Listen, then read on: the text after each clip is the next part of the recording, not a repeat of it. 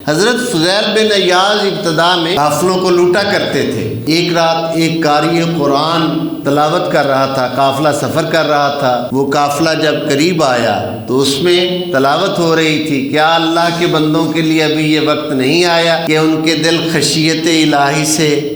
طائب ہو جائیں؟ بس یہ آیت جیسے ہی کانوں میں پڑی، کوئی اللہ کی طرف سے ہدایت کا وقت تھا،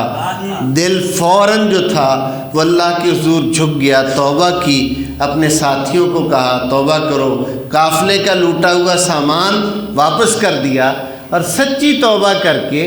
اب اپنے اس وقت کے بزرگ جو تھے ان کی خدمت میں حاضر ہوئے اور ان سے کہا میں توبہ کی ہے، میں چاہتا ہوں پروردگار مجھے معاف فرمائے۔ مرشد نے فرمایا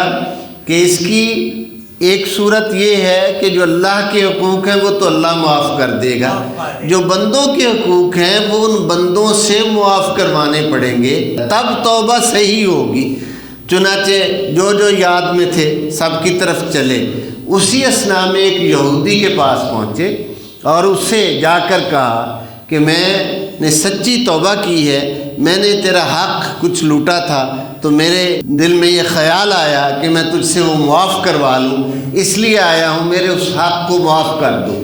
اس نے کہا فضیل وہ میرا بستر ہے، اس کے بستر پر جو سرہانہ ہے، تکیہ ہے، اس کے نیچے کوئی چیز ہے وہ اٹھا کر لاؤ۔ یہ اٹھا کر لائے جس وقت، تو اس وقت تو وہ مٹی کا ڈھیلا تھا جو اس نے رکھا تھا، جب یہ اٹھا کر لائے اور یہودی کے سامنے کیا تو وہ سونا بن چکا تھا۔